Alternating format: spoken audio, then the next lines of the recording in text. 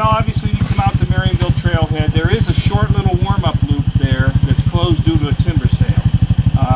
You'll see that on your map, but we didn't take that, okay? It just brings you right back around. It's a good warm-up thing. Then obviously we came out. This section of the trail, until we break off down here to the left, is two ways. We noticed on the map when we have that reprinted, we got to make that a little clearer. It's only showing one arrow the way we came, but it technically is two ways. So someone doesn't have to ride all the way back around. They could take the shortcut back to the trailhead, okay? Obviously, you see what's happening there. We've known about this problem. That's why we got some stone stockpiled. That's high on our priorities that Rob and Joe have identified as getting fixed, and Rob mentioned that at our talk. Joe, camping is allowed, as you can see, on a busy weekend, especially in July, August. You might see half a dozen camps set up in here, and we for years would put a porta potty in here, but every year the porta potty would get destroyed, and so the company got tired of providing it. We got tired of paying for it. We quit putting it in here. And we do have folks who go outside the pit. We try to restrict that to keep them in the pit area and get them onto the trail. There's a loop that they can do here in addition to just getting on the trail and going. And we do occasionally find illegal trails between here and the camps up at Four Corners.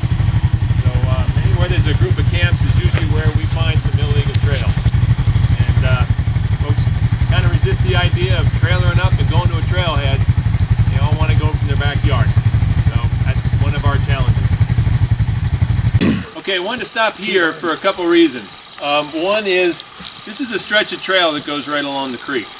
And this is where we need to be particularly sensitive about how the trail impacts the creek itself. So we have a few sections of trail that actually go directly along a body of water. And so in some cases, long term, we might consider moving the trail away from that body of water, or just crossing the body to get to a better location. We have a constricting feature here, and that's the bridge. These bridges cost anywhere from $80,000 to $100,000 to basically replace. This one we call the Core 10 bridge, which is after the style of metal which is used. It was a prefab bridge that was put into place. We put a limit of 60 inches on the wheel width of the ATVs that utilize our trail system.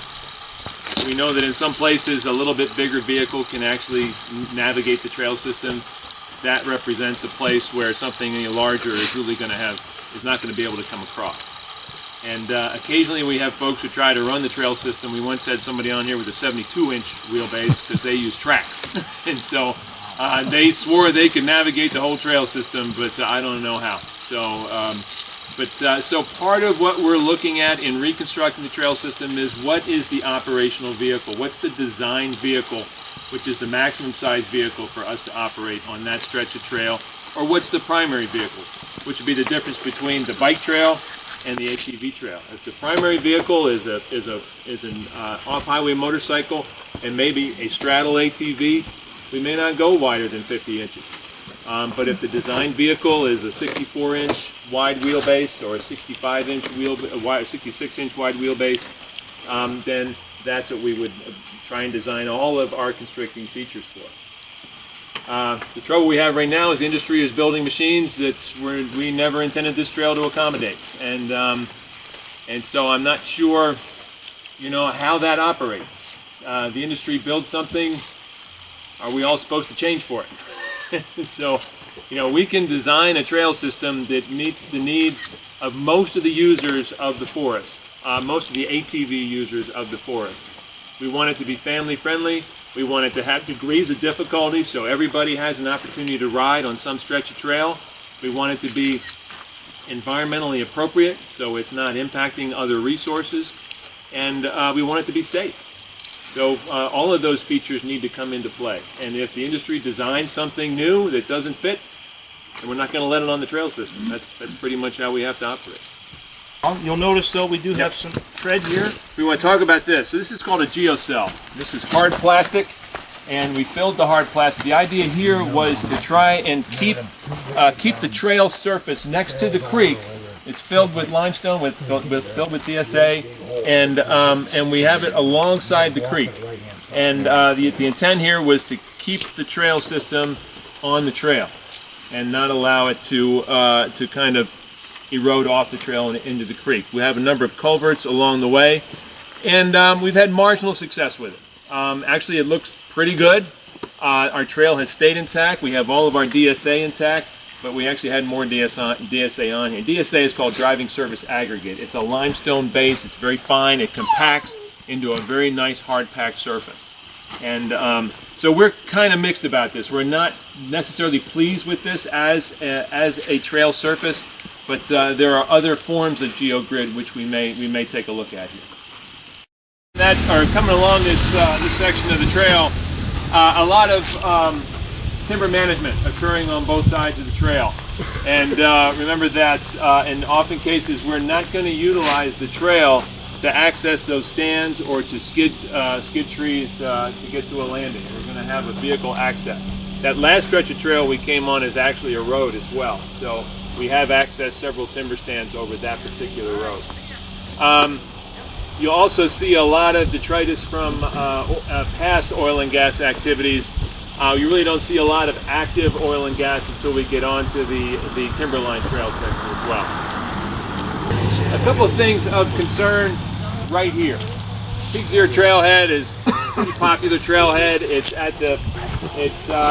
the connecting point between the Timberline Trail, which takes off that way, and the Marionville ATV Trail, which comes into here and then takes off along Spring Creek. But there's a central problem to this. One is that we ride on the road.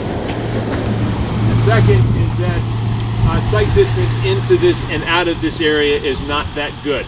So a vehicle coming down here at 35 miles an hour may be on top of an ATV before they know it. But more importantly, this is one of the primary access routes that Seneca Resources intends to use to get to their Marcellus Shale developments. They've already got a couple that they've developed south of us, where this was the primary access. One of the ways that we addressed that was to stop vehicles as they came off of Highway 66, and then have a Seneca Resources lead vehicle bring those vehicles down and through, especially when they're in the process of building a pad or in the process of drilling. The amount of stone and water that has to continually come to that site means that there may be as many as 50 to 100 truckloads coming down this road when there's an active development taking place. So this probably is not going to change. Things are quiet now because the price of gas is low, but that's not going to last forever. And this road will be in great demand by Seneca Resources when that time comes. We've had discussions about relocating this trailhead, getting it off of Pigs Ear Road, getting it off onto a National Forest Road where people come off the 66 and then get on Forest Road 584 and go to a different trailhead. And that this trail, the Timberline Trail, would no longer cross here. It would cross up above. And that the Marionville Trail would no longer come through here. We would cross Spring Creek further down. And we would avoid what we're going to see here is there is a stretch of trail right along the creek.